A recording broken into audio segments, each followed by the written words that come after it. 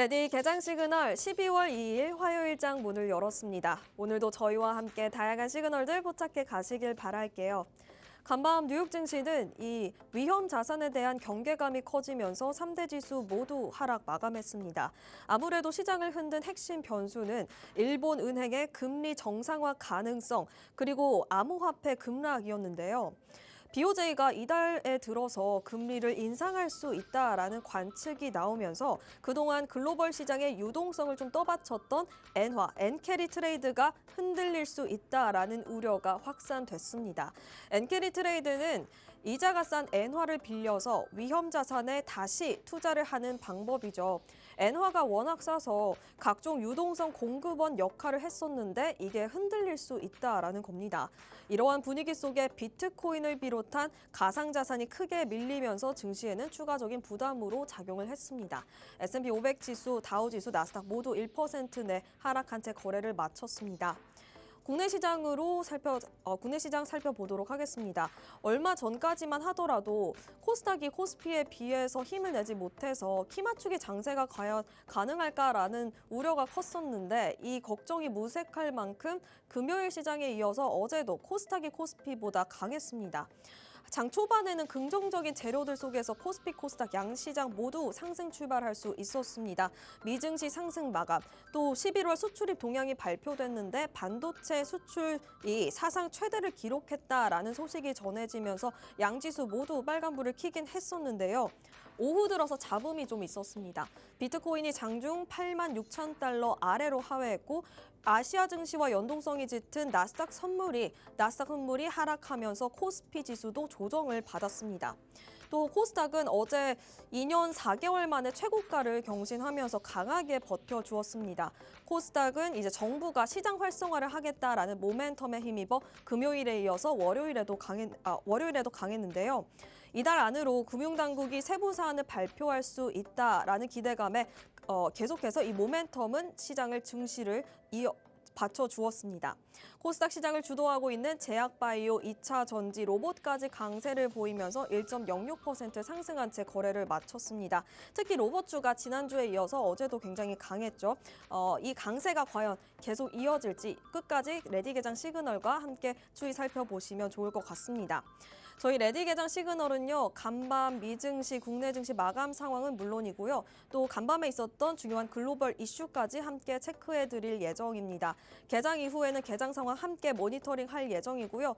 요즘 우리 시장에서 눈에 띄는 트렌드 섹터까지 4가지로 알차게 전해드릴 예정입니다.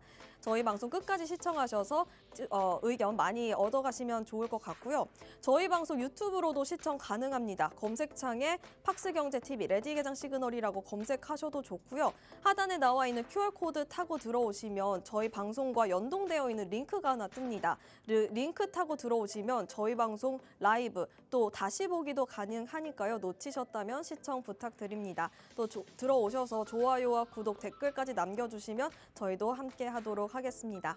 그럼 저희 어제장 마감 상황 자세히 알아볼 시간이죠. 백소영 캐스터가 준비했다고 합니다. 안녕하세요. 레디 개장 시그널 캐스터 백소영입니다. 코스피가 혼조세 속 반등을 노렸지만 기관의 강한 매도세에 약보합권에서 마감했습니다. 반면 코스닥은 개인과 외국인의 차익 실현 매물에도 기관의 순매수세에 힘입어 상승세 이어갔는데요. 자세한 마감 지수 함께 살펴보겠습니다. 코스피는 계속해서 소폭 하락세 이어가고 있습니다. 어제도 0.16% 하락하면서 3,920선에 장 마친 모습이고요. 코스닥은 천스닥 기대감에 어제도 강세 보였습니다. 1.06% 상승한 922선에 장 마감했습니다. 네, 이어서 자세한 수급 상황도 함께 확인해 보겠습니다. 어제 양시장 반대되는 수급 상황 보여줬습니다. 코스피 먼저 살펴보시면 개인과 외국인이 각각 528억 원, 2,235억 원어치 순매수했고요. 기관 홀로 팔자세 이어갔습니다. 반면 코스닥에서는 개인과 외국인의 동반 매도에 나섰지만 기관 홀로 3,520억 원대 순매수하면서 지수 상승 이끌었습니다. 네, 이어서 시장이 주목한 국내 핫 이슈 2가지 함께 만나보겠습니다. 먼저 첫 번째 이슈는 11월 수출이 최대치를 경신했다는 소식입니다. 작년 동기 대비 전체 수출액이 8% 이상 증가했고요. 6개월 연속 최대치를 계속해서 경신해 나가고 있는데요. 1등 공신은 단연 반도체였습니다. 반도체 수출이 9개월 연속 상승하면서 사상 최대치를 또 한 번 경신했는데요. AI 수요 확대와 고부가 메모리 가격 상승이 맞물리면서 올해 반도체 수출 누적액은 이미 연간 최대 기록을 넘어섰습니다. 이러한 흐름에 힘입어 우리나라 연간 수출이 사상 처음으로 7천억 달러를 넘어설 가능성도 제기가 됐는데요. 이런 소식에 어제 우리 시장에서도 반도체주와 반도체 소부 장단까지 모두 좋은 흐름 보여줬습니다. 이어서 두 번째 이슈도 확인해 보겠습니다. 두 번째 이슈는 11월 비트코인이 급락하면서 투자 심리도 흔들렸다는 소식인데요. 지난달 비트코인은 한 달 사이 17% 넘게 빠지면서 8만 달러 아래로 밀리기도 했습니다. 미국의 셧다운 장기화와 위험자산 조정 속에 비트코인 ETF에서도 약 35억 달러가 빠져나갔습니다. 특히 기관 수급이 크게 약해졌는데요. 기관 자금이 이탈한 사이 개인 투자자들의 공포성 매도가 쏟아지면서 낙폭이 확대됐습니다. 여기에 일본은행 총재가 추가 인하 가능성을 시사하면서 엔캐리 트레이드 청산 우려까지 높아진 상황입니다. 이자가 싼 일본의 엔화를 빌려서 고수익 자산에 투자해온 엔캐리 트레이드는 각종 자산의 대표적인 유동성 공급원이었는데요. 일본의 기준금리가 예상보다 빠르게 올라가면 위험 자산에 투자했던 엔캐리들의 자금이 다시 되돌아올 수 있다는 뜻이 됩니다. 여기에 더해 비트코인 가격이 더 떨어지면 세계 최대 비트코인 보유사 스트래티지가 주주 배당금을 위해 보유 중인 비트코인을 팔 수 있다는 소식까지 전해졌는데요. 이렇게 되면 비트코인 가격은 더 떨어질 수 있다는 전망까지 나오고 있습니다. 이런 소식들에 위험자산 회피 성향이 두드러지면서 증시에도 영향을 줄 것으로 보입니다. 지금까지 시장 이슈 두 가지 함께 살펴봤고요. 이어서 대형주 업종별 흐름도 살펴보겠습니다. 수출 호조를 확인했던 반도체주와 2차 전지 섹터 대체적으로 좋은 흐름 이어갔습니다. 삼성전자 강보합권에서 마감했고요. SK하이닉스와 LG에너지솔루션도 1%대 강세 보였습니다. 금융주도 계속해서 좋은 흐름 이어갔습니다. KB금융과 SK스퀘어 1%대 상승 흐름 보였고요. 신한지주 역시 2.18% 상승 마감했습니다. 자동차 역시 11월 만에 두 자릿수 수출 증가세를 보이면서 수출 호조를 이끌었는데요. 하지만 차익 실현 매물 나오면서 어제는 하락했습니다. 현대차 2.68%, 기아 1.58% 하락 마감했습니다. 제약바이오 섹터는 어제도 계속해서 좋은 흐름 이어갔습니다. 삼성 바이오로직스 2.61% 상승했고요. ABL바이오도 4.68% 크게 올라줬습니다. 다만 일라이릴리의 마운저로 생산 거점으로 꼽혔던 펩트로는 추가 실험 필요성이 대두됐는데요. 따라서 플랫폼 기술 평가 종료 시점도 그만큼 연장될 것이다라는 소식 들려오면서 6.62% 하락 마감했습니다. 지금까지 시총 상위 종목들 흐름 살펴봤고요. 이어서 특징주도 만나보겠습니다. 먼저 첫 번째 특징주는 파라텍입니다. 정부의 소방설비 의무화 확대 소식에 강세 보였는데요. 최근 지하주차장과 리튬 공장 등 대형 화재가 잇따르자 정부는 모든 지하주차장에 스프링클러와 살수 설비, 비상경보 설비 설치를 전면 의무화했습니다. 또한 리튬 전지 공장에는 시각 경보 장치를, 가스 시설에는 가스 누설 경보기를, 터널에는 연결 송수관 설비 확대 적용이 포함되면서 소방 설비 기준이 대폭 강화됐는데요. 파라텍은 스프링클러 헤드와 유수 제어 밸브, 배관, 그리고 자동화 설비 등을 생산하는 대표 소방 설비 기업입니다. 이처럼 소방 설비 기준이 대폭 강화되자 수혜주로 꼽혔는데요. 다만 아직 실적이 부진하다는 점이 상승을 제한한 모습 보였습니다. 장중 상한가를 터치하고 이후 계속해서 하향 곡선 그리다가 결국 3.11% 상승한 채 장 마감했습니다. 이어서 두 번째 특징주도 바로 만나보겠습니다. 두 번째 특징주는 SNS텍입니다. 11월 수출이 올해 들어 가장 높은 증가율을 기록했습니다. 특히 AI 확산으로 데이터 센터 중심의 고부가 메모리 칩 수요가 급증하면서 반도체 수출이 역대급 실적을 다시 썼는데요. 업계에선 반도체 업황 턴어라운드가 본격화됐다는 평가도 나오고 있습니다. SNS텍은 반도체 공정에 쓰이는 소재와 부품을 생산하는 기업인데요. 이 같은 반도체 수출 호조와 AI 메모리 수요 폭증이 맞물리면서 이어지면서 전거래일 10.84% 상승한 채 54,200원에 거래 마친 모습입니다. 네, 특징주 두 가지 함께 만나봤고요. 그렇다면 AI는 우리 시장을 어떻게 바라봤을까요? AI가 주목한 시그널 두 가지 만나보겠습니다. AI가 주목한 첫 번째 시그널은 바로 카지노였습니다. 중국이 사실상 반일령에 준하는 조치를 내렸는데요. 중일 갈등이 심화되면서 수요가 한국으로 이동할 수 있다는 반사이익 기대감이 커졌습니다. 특히 카지노 관련 업종이 강세 보이고 있는데요. 중국 VIP 비중이 높은 롯데 관광개발은 3분기 역대급 실적을 기록한 데 이어서 연말 중국 고객 유입 기대감까지 더해지며 주가가 탄력을 받았습니다. 파라다이스는 이번 분기 실적은 다소 아쉬웠지만 내년부터 호텔 증설 효과가 반영되면서 카지노 매출이 본격화될 것으로 보입니다. 이러한 흐름에 카지노 관련주들 대체로 상승세 이어갔는데요. HL만도 9.87% 상승했고요. 파라다이스도 5.81% 올라졌습니다. GKL과 롯데 관광개발도 모두 2% 이상의 상승 보여졌고요. 강원랜드도 소폭 오른 채 장 마감했습니다. 네, 첫 번째 시그널 함께 확인해 봤고요. 이어서 AI가 주목한 두 번째 시그널도 바로 만나보겠습니다. 네, AI가 주목한 두 번째 시그널은 바로 보안이었습니다.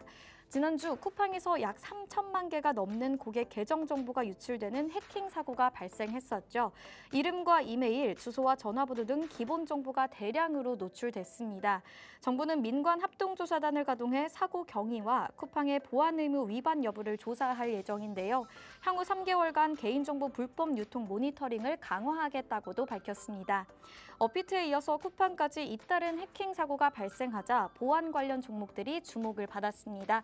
소프트캠프와 카티스는 모두 상한가에 거래 마친 모습이고요. 신스웨이와 지니언스, 사이버원 모두 10% 이상의 강한 상승 보여줬습니다. 네, 지금까지 AI가 주목한 시그널 두 가지 함께 만나봤고요. 이어서 미증시도 살펴보겠습니다. 12월의 첫 거래일 뉴욕은 숨고르기에 들어갔습니다. 역사적으로 12월 미국은 시장이 강한 모습을 나타냈었는데요. 오늘은 위험자산 회피 심리가 두드러지면서 3대 지수 일제히 하락 마감했습니다. 자세한 지수 함께 살펴보시면 다우존스 1% 가까이 밀리면서 47,289선에 거래 마쳤고요. 나스닥 역시 0.38% 소폭 하락하면서 23,275선에 장 마감했습니다. S&P 500까지 0.53% 하락한 6,812선에 거래 마치면서 5거래일 연속 상승세를 멈춘 모습입니다. 네, 3대 지수 함께 살펴봤고요. 이어서 업종별로도 자세히 만나보겠습니다. 네, 12월의 첫 거래일을 맞아 기술주 전반에 차익 실현 매물 쏟아졌습니다. 마이크로소프트 1% 넘게 하락했고요. 브로드컴 역시 목표 주가 상향 소식에도 불구하고 4.19% 내렸습니다. 반면 엔비디아는 상승했는데요. 시놉시스에 20억 달러를 투자했다는 소식 전해지면서 경쟁 우려를 불식시켰습니다. 엔비디아 오늘장에서 1.65% 상승 마감한 모습입니다. 네, 애플도 1.52% 상승했고요. 아마존도 버텨준 모습이었습니다. 연말 쇼핑 시즌 기대감에 소비 유통주 오늘도 강세 보였습니다. 월마트 1% 가까이 상승한 채 마감했습니다. 네, 이어서 국제 유가가 상승하면서 에너지 섹터 역시 0.91% 상승했습니다. 네, 지금까지 미증시도 함께 살펴봤습니다. 미국의 11월 ISM 구매 관리자 지수가 발표됐는데요. 9개월째 위축 국면에 접어들고 있다는 소식이었습니다. 내일은 파월 연준 의장의 연설이 예정돼 있습니다. 현재 12월 금리 인하 확률은 85.4%입니다. 내일 연설에서 향후 기준금리 방향성에 대한 힌트를 얻을 수 있을지 계속해서 주목하셔야겠습니다. 네, 이럴 때일수록 중요한 건 바로 장전 전략이겠죠. 저희 하단에 있는 QR코드 스캔하시면 계속해서 저희 소식 실시간으로 만나보실 수 있고요. 오늘 방송도 끝까지 함께 하시면서 시그널 꼭 포착해 가시기 바랍니다. 저는 지금까지 워밍업 도와드린 캐스터 백소영이었습니다.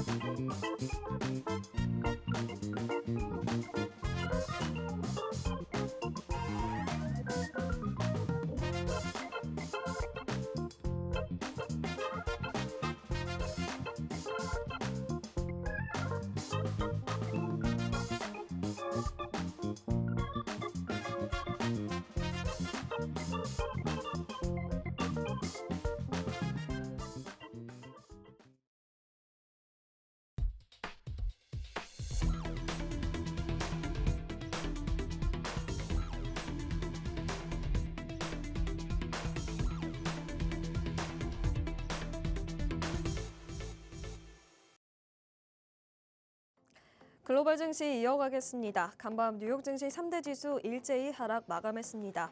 12월은 참 시장이 강한 달인데 12월의 첫 거래일인 어제는 그렇지 못했습니다.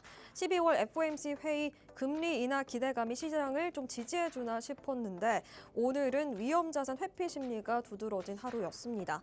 일본에서는 이번 달에 기준금리를 인상할 가능성을 시사하면서 엔캐리 트레이드에 대한 청산 우려가 다시 수면 위로 드러났습니다. 시장을 이게 지배를 했고요. 암호화폐를 포함한 위험자산 회피 심리도 함께 두드러졌던 간밤 뉴욕 증시였습니다.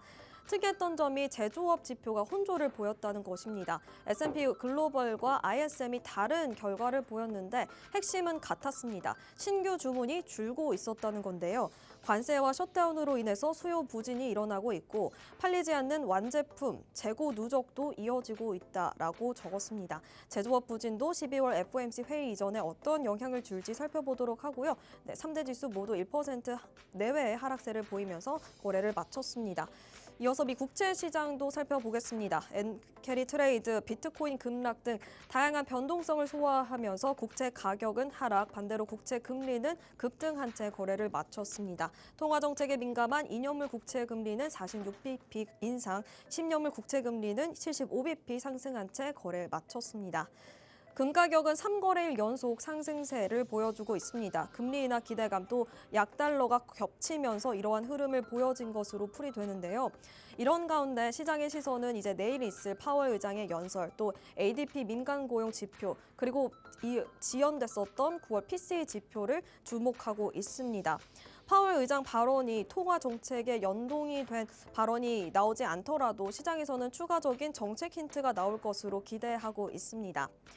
여기에 좀 특징적이었던 게 은 선물이 무서운 상승세를 보였던 간밤이었습니다. 먼저 미국이 은을 핵심 광물 리스트에 포함시키면서 이제 은이 관세 부과 대상 가능성이 함께 커지며 우려가 커졌는데요. 트레이더들은 이제 선제적으로 은을 매수하려는 모습을 보여줬고 은의 가격을 이게 지지를 해주었습니다. 여기에 글로벌 공급 부족 우려도 함께 가격 상승에 일조했습니다. 오늘장 유가도 두 유종 모두 1%대 강세를 보였습니다. 핵심 요인은 세 가지로 요약할 수 있겠는데요. 먼저 첫 번째는 우크라이나가 러시아 유조선과 CPC 터미널을 드론으로 공격하면서 공급 차질 우려가 커졌습니다. 또 여기에 오펙 플러스가 내년 1분기에 공급을 현 수준을 동결하겠다라는 재확인을 해줬다는 점도 상승 요인으로 현재 풀이가 되고요. 마지막으로는 미국이 베네수엘라 상공을 폐쇄한다고 밝히면서 산유국 리스크가 커진 점도 유가에 상방 압력을 가해줬습니다.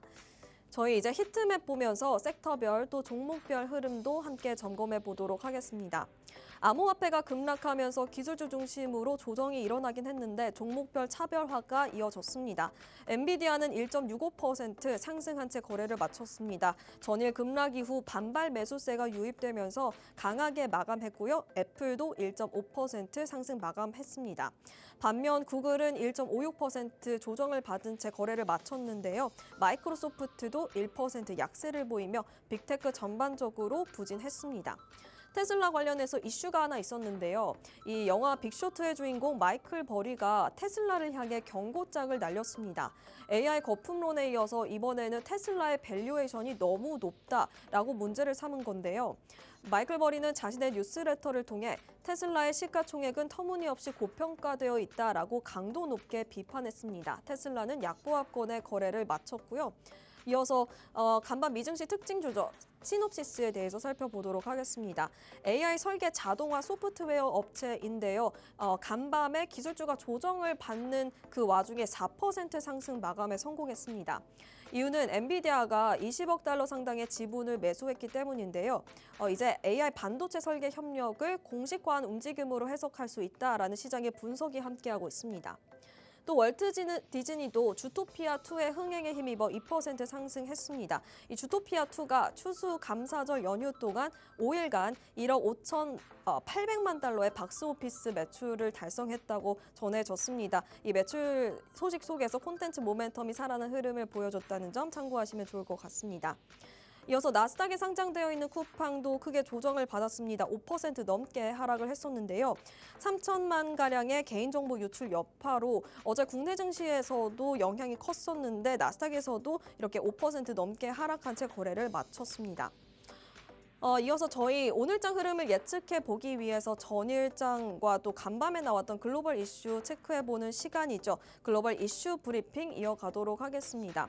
간밤에 있었던 비트코인, BOJ 이슈들 준비해 봤는데요. 비트코인 이슈 먼저 체크해 보도록 하겠습니다.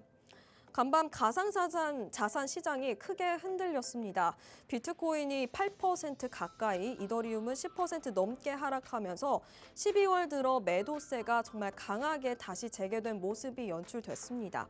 솔라나 등 다른 토큰들도 일제히 약세를 보였는데요.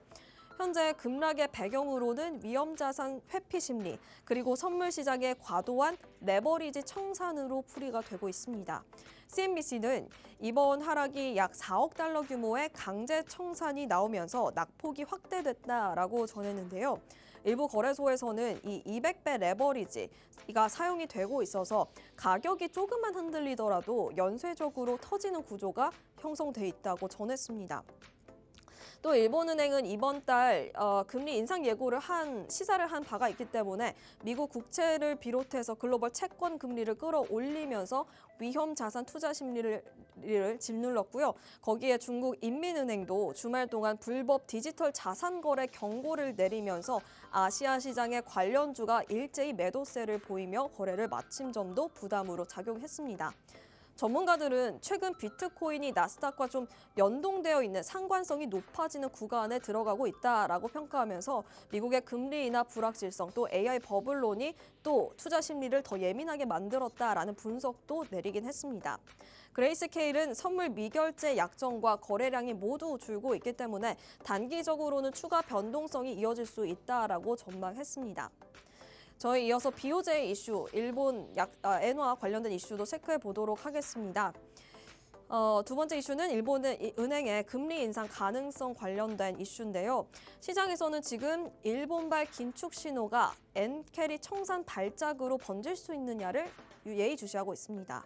일본은행이 다음 달부터 금리 인상 쪽으로 방향을 급선회하겠다라는 시사를 하면서 그동안 일본에서는 사실 거의 유일하게 초저금리, 마이너스 금리를 유지해 왔기 때문에 싸게 엔화를 빌려서 미국 주식, 국채, 비트코인 같은 위험 자산에 투자를 하는 엔캐리 트레이드가 참 인기가 많았습니다. 그런데 최근 일본은행 위원들의 발언이 좀 달라졌습니다. 우에다 총재는 국회에서 임금 상승을 보려면 시간이 더 필요하다면서도 엔화 약세가 물가를 더 튀어오르게 할 수 있다라고 경고했습니다. 기존에는 엔화 약세는 일시적이다라고 하던 스탠스에서 물가 위험이 높아지고 있다라고 스탠스를 전환한 것이죠. 다른 위원들의 발언도 좀 비슷한 기조를 보였습니다. 고메다 위원도 물가가 꽤 강하다, 실질 금리를 계속 끌어올려야 한다라고 주장을 했고요. 마스 위원도 금리 인상 시점이 다가오고 있다라고 발언을 했습니다. 금리 인상을 주장하는 매파가 4명으로 늘어난 형국인데요. 한 금리 전략가는 BOJ가 12월에 인상을 하더라도 시장이 너무 놀라지 않게 미리 신호를 흘리고 있는 것이 좀 분명하다라고 해석했습니다. 엔캐리 트레이드는 계속 이야기가 나오지만 금리가 거의 0에 가까운 엔화를 사서 위험 자산인 미국 주식, 채권, 신흥국 자산에 다시 수익률 높은 자산에 다시 투자를 하는 전략을 말한다고 말씀을 드렸습니다. 그런데 이 시점에서 일본의 금리가 다시 튀어오르게 된다면 어떤 상황이 펼쳐질까요? 투자자들은 엔화를 다시 갚고 위험 자산에서 돈을 빼야 합니다. 그렇기 때문에 이 과정에서 주식, 채권, 또 가상자산, 심지어 원자재까지 한꺼번에 매도가 나올 수 있는 상황인 거죠. 실제로 뉴욕 증시에서는 이 BOJ의 금리 인상 가능성이 부각되면서 위험자산 회피 심리가 간밤에도 굉장히 강했습니다. 또 여기에 11월 ISM 제조업 PMI가 위축으로 나오면서 9개월 연속 위축 구간에 머물렀다라는 점이 나오면서 경기 둔화 우려가 더욱더 커지며 주식시장에는 부담이 작용했던 간밤 뉴욕 증시였습니다. 이어서 저희 양적 긴축 종료 관련 이슈도 체크해 보도록 하겠습니다. 통화정책 사이클의 변화가 감지되어서 이 이슈를 가져와 봤는데요. 기억하시겠지만 2020년 코로나19 이후 미 연준은 경기 방어를 위해서 막대한 자금을 공급하는 이 대차대조표 확대 정책을 펼쳤습니다. 하지만 그 부작용으로 인플레이션이 찾아왔고 약 2년 동안 시중의 유동성을 강제로 흡수하는 양적 긴축, 이른바 QT를 강도 높게 진행을 했습니다. 주목할 점은 12월 1일부터 이 양적 긴축 기조가 사실상 종료됐습니다. 연준은 12월 1일부터 만기가 도래하는 국채와 주택 저당증권을 상환받아 이를 전액 재투자하는 방식으로 기조를 변경했습니다.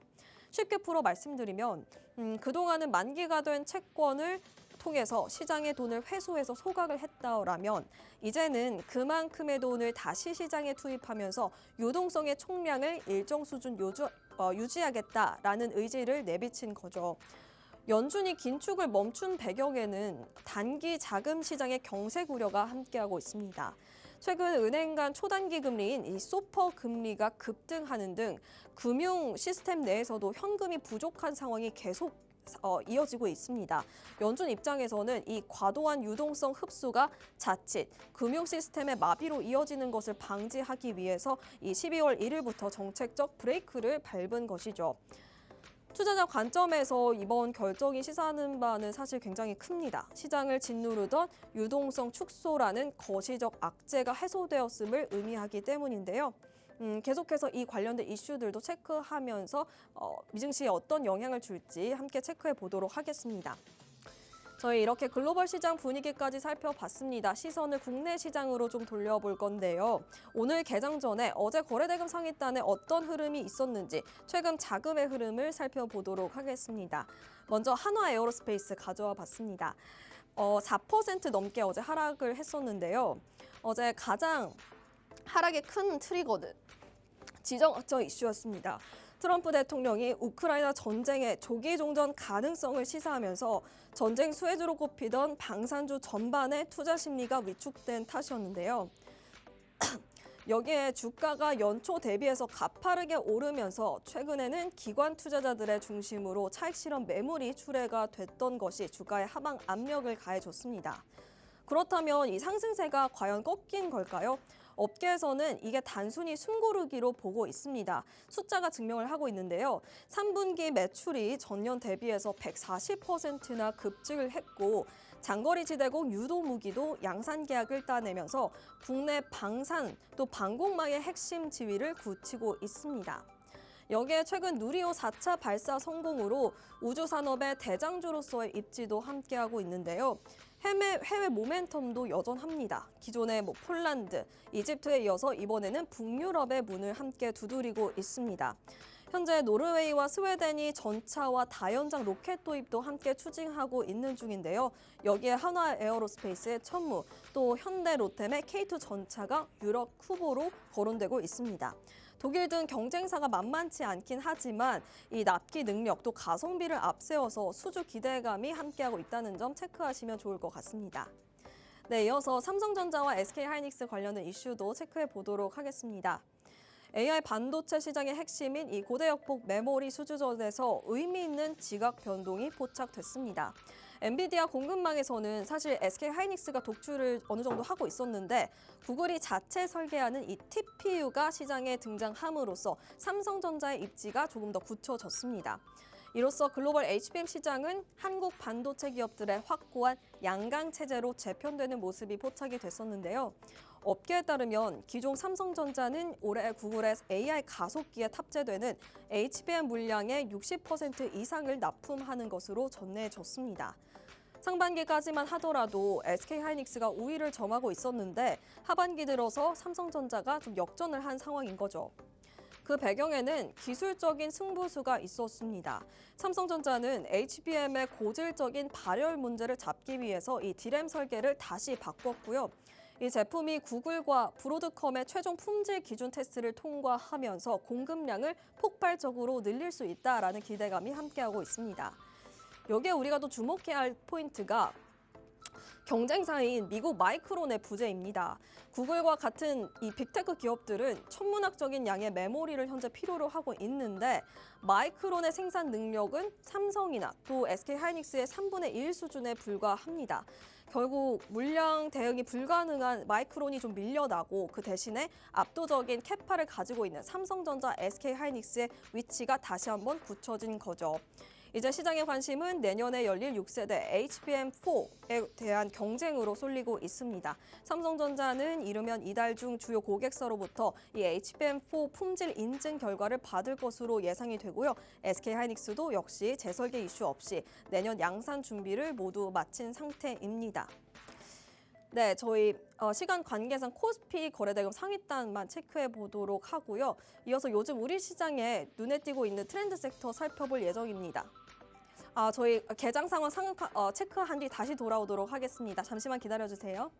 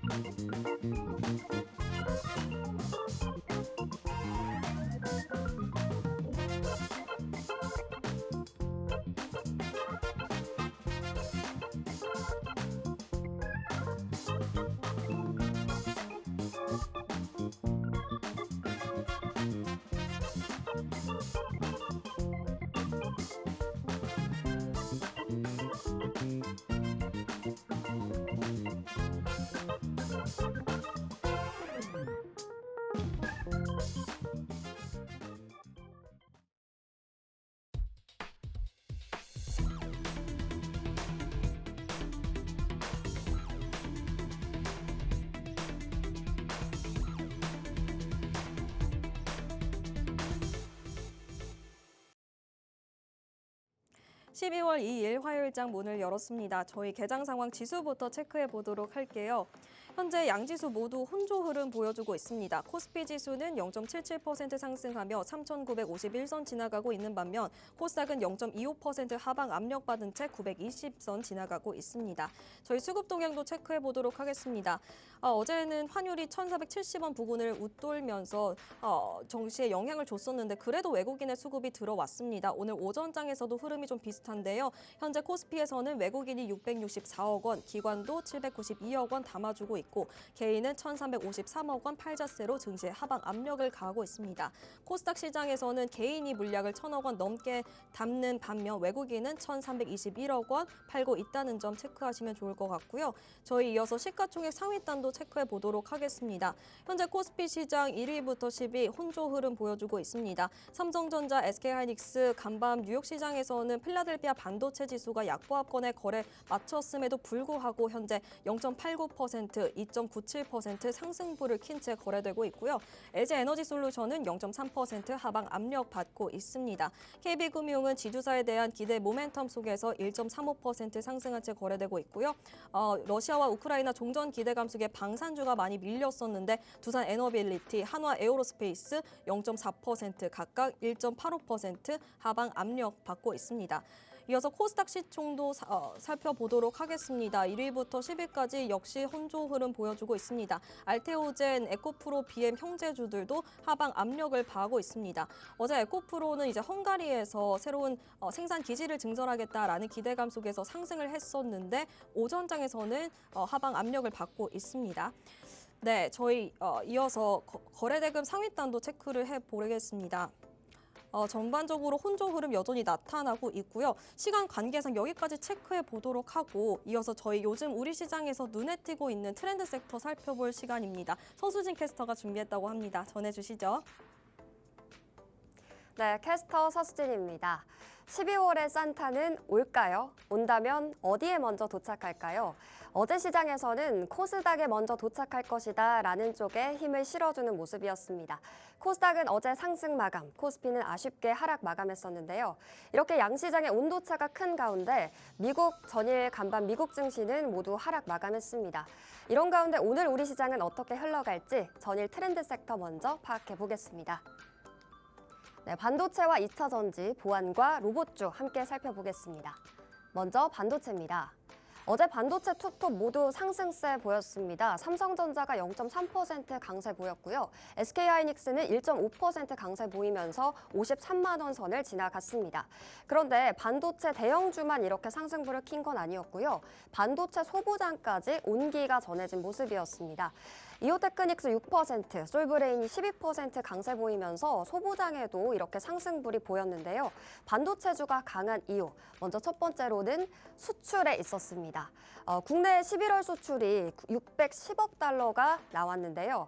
이 1년 전 대비해서 약 8% 강세를 보인 겁니다.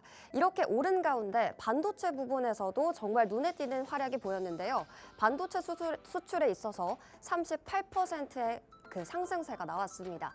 수출이 사상 최대를 기록한 가운데 우리 업계에서는 글로벌 시장이 불안정한 가운데에서도 수출 기업 그리고 반도체 기업들이 이렇게 상승 탄력을 받아갔다라는 점은 여전히 경쟁력 있는 기업이다, 안정적이다라고 평가할 수 있다라는 이야기가 나오고 있습니다.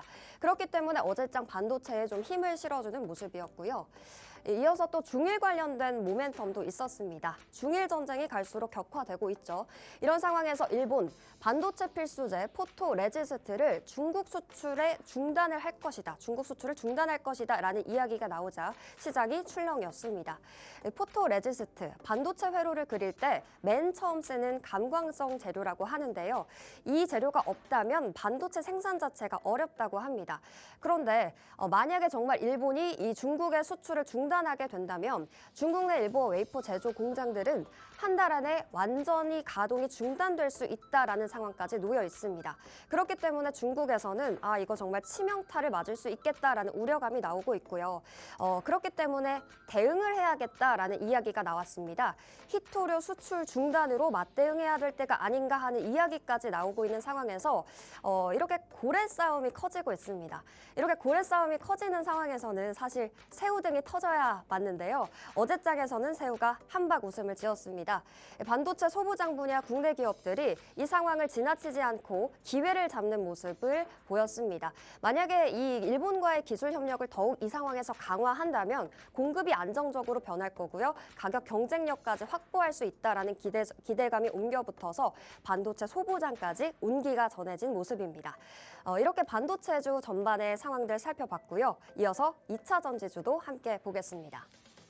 네, 2차 전지주 사실 상반기에는 좀 지지부진한 흐름을 보였다가 이제 하반기에는 분위기가 완전히 바뀌었습니다. 리튬주의 가격 상승에 좀 영향이 있을 것 같은데요. 2차 전지 산업의 선행지표라고 불리는 리튬 가격이 계속해서 상승을 했는데 연중에 최고치를 기록했습니다. 탄산 리튬 가격이 6월 저점 대비 58%대 상승세를 나타냈고요. 이렇게 리튬 가격이 상승을 하게 되면 관련된 업계의 마진까지 개선되는 구조이기 때문에 2차 전지주의 상승이 이어지지 않을까 하는 기대감이 옮겨 붙었습니다. 또 이어서 정부 정책 관련된 모멘텀도 있었는데요. 차세대 배터리 연구 개발에 4년간 약 2,800억 원을 투입할 것이다라는 이야기가 나왔습니다. 정부가 이렇게까지 투입을 하는 이유는요. 국내 2차 전지 업계가 지금 난항을 겪고 있기 때문입니다. 전기차 캐즘 현상 그리고 중국이 급부상하고 있는 이런 상황 속에서 경쟁적으로 좀 어려움을 가지고 있는 상황입니다. 그렇기 때문에 정부가 2,800억 원 정도를 투입해 준다면 아무래도 호재로 이어지겠죠. 그래서 정부의 목표는요. 2024년 기준 글로벌 2차 전지 시장 점유율이 19%였는데 이것을 25%로 옮기는 것까지 목표로 하고 있습니다. 이렇게 정부까지 밀어주고 있는 상황에서 개별 호재 소식까지 들려왔습니다. 어제장 에코프로 헝가리 데브레첸에 유럽 첫 양극재 공장을 준공했다라는 소식 들려왔습니다. 이 세부 내용을 살펴보니까요. 초기 양극재 생산 규모가 연간 5만 4천 톤입니다. 이게 전기차 거의 60만 대에 공급할 수 있는 규모인데요. 향후에 2배로 늘어날 수 있다라는 가능성까지 보이고 있습니다. 굉장히 호재인 소식이고요. 그렇다면 에코프로가 왜 유럽을 결정했을까요? 먼저 첫 번째로는 유럽 안을 살펴봐야 될 것 같습니다. 유럽 안에서 계속 유럽 안에서 만들어라라는 이야기를 하고 있습니다. 핵심 원자재법, 또 탄소 발자국 규제 같은 이런 공급망 조건이 심화시키면서 사실 에코프로 입장에서는 현지에서 직접 생산을 하게 된다면 물류비도 절감이 될 것이고 규제도 완화될 것이기 때문에 그래서 사실 현지 생산을 할 수밖에 없는 구조로 바뀌고 있고요. 또 두 번째로는 유럽 완성차 업체들과 공급 계약이 확대될 가능성이 있습니다. 실제로 지금은 현재 판매법인 설립까지 추진 중이라고 하거든요. 이렇게 된다면 기획, 생산, 그리고 판매까지 전 과정을 현지에서 진행을 하게 됩니다. 이렇게 된다면 유럽 시장 진출은 물론이고 글로벌 시장에서 좀 위치 자리매김을 하지 않을까 하는 기대감까지 이 2차 전지주에 영향을 미쳤습니다. 다양한 모멘텀이 있었던 2차 전지주, 오늘장에서도 흐름을 이어갈 수 있을지 살펴보시고요. 다음은 보안주 보겠습니다. 네, 주말 사이 제가 받은 문자를 가지고 왔습니다. 굉장히 긴 문자였는데 너무 길어서 제가 조금 잘라놨습니다. 이렇게 긴 문자를 받자마자 좀 마음이 철렁하고 한편으로는 화도 나기도 했었는데요. 아시다시피 쿠팡이 약 3천만 명의 고객의 개인정보를 유출당했습니다. 외부 해킹이 아니라 내부 범행이라는 이야기가 들려왔고요. 퇴사한 개발자, 현재 중국인 소행이라고 알려지고는 있습니다만 이 퇴사한 개발자가 내부 토큰 서명키를 악용했다라는 소식이 들려왔습니다. 그런데 사실 쿠팡은요, ISMSP라는 국가 최고 수준의 보안 인증을 받은 기업입니다. 이런 기업이 이렇게 대규모 유출 사건에 놓여 있다라는 점은 장기 유효 인증키를 반치한 것이 아닌가 하는 의혹까지 제기되고 있는 상황이거든요. 사실상 이 쿠팡 이전에 개인정보 유출 사건은 계속해서 있어 왔습니다. 특히 최근에 SK텔레콤 거의 2,600만 건의 유출 사고가 있었는데 얼마 지나지 않아 쿠팡 유출 사건까지 터졌습니다. 이렇게 되면서 시장에서는 이거 정말 보안 시스템 전반의 재점검이 필요한 게 아닌가라는 이야기까지 들려오면서 보안주가 급등했습니다. 소프트캠프는 상한가 달성했고요. 사이버원은 13%대 강세 보였습니다. 사실 보안주는 깜짝 등장해서 실적도 올라갔다가 또 다시 하락하는 흐름으로 했기 때문에 이게 장기전으로 이어질지는 지켜보셔야 할 것 같습니다. 네, 마지막으로 로봇 섹터 보겠습니다. 코스닥에 있어서 정말 효자 노릇을 하고 있는 로봇, 그리고 또 뭐 바이오주가 있겠지만 아무래도 이번에 로봇 흐름이 굉장히 좋았습니다. 다양한 소식이 있었는데 일단은 대기업 기업들의 투자 확대에 있어서 좀 모멘텀을 받아가는 것 같습니다. 삼성전자를 먼저 보면요. 2026도 인사에 AI 로봇 전문가를 차세대 리더로 전면 배치했다라는 소식이 들려왔습니다. 그리고 또 지난해 레인보우 로보틱스를 자회사로 편입했다라는 소식 알고 계시죠? 그런데 그 이후에 미래 로봇 추진단을 신설해서요. 이곳에서 휴머노이드 관련된 기술을 계속 개발하고 있다라고 합니다.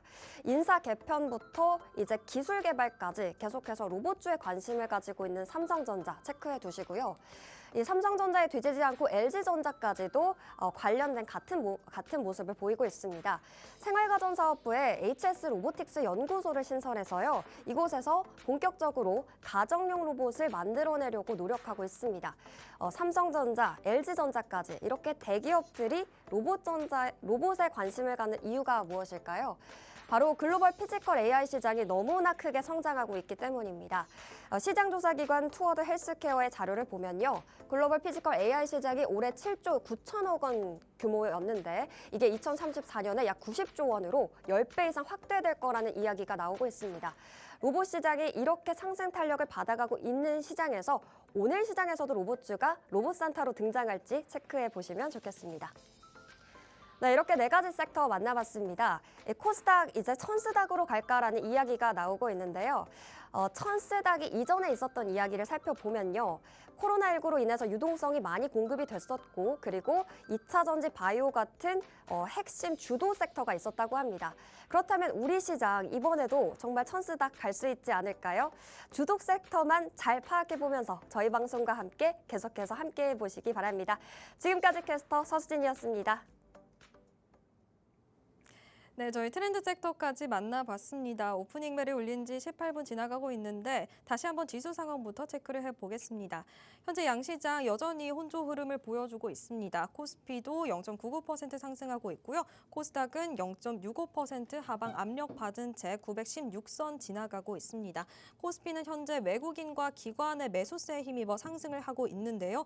외국인은 1,790억 원, 기관은 1,647억 원 담고 있습니다. 하지만 코스닥 시장에서는 외국인이 2,100억 원가량 물량을 던지면서 하방 압력을 가해주고 있습니다. 이어서 저희 시가총액 상위단도 잠시 살펴보도록 하겠습니다. 1위부터 10위까지 일제히 빨간불입니다. LG에너지솔루션만 보합권에서 방향성을 찾고 있다는 점 체크하시면서 장 끝까지 대응하시면 좋을 것 같습니다. 오늘 저희가 준비한 소식은 여기까지입니다. 방송 중 제공되는 정보는 투자 판단에 대한 조언일 뿐 해당 종목의 가치 또는 상승 하락을 보장하진 않습니다. 이 점 유의해 주시고요. 저희는 내일 같은 시간에 인사드리도록 하겠습니다. 시청해 주셔서 감사합니다.